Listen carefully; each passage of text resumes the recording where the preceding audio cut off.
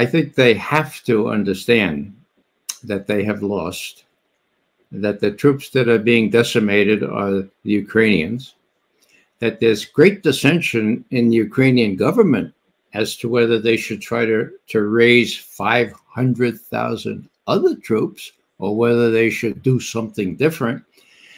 But there's an election coming up, Judge.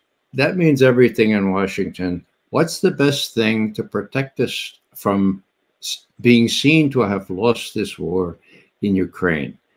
Well, we'll do whatever that takes. Now, as I mentioned before, it's worth mentioning again. There's going to be some idiot in the Pentagon or in the White House who will say, look, Mr. President, the only way we can show Russia that we need business is to use one of these little mini nukes. Now, they're only about the 10th of the size of what we did in Hiroshima. So let's do that, and then they'll stop, and then we won't absolutely lose the election, and then we can deal with the rest of it.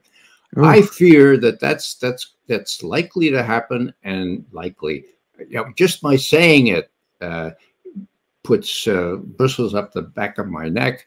But that's the only solution they have to prevent losing next year during the election. Don't they foresee what that would start? I don't know.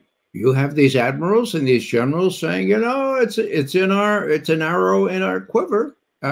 We can use it. Doesn't necessarily mean things will escalate out of control.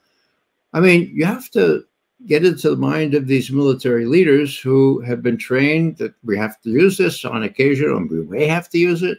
They don't look at things in a dispassionate way. And I dare say, with the politics involved, Jacob Sullivan and Tony Blinken have a lot to protect. They have a huge personal stake in not losing this election and not being susceptible to being prosecuted by the guy who comes in.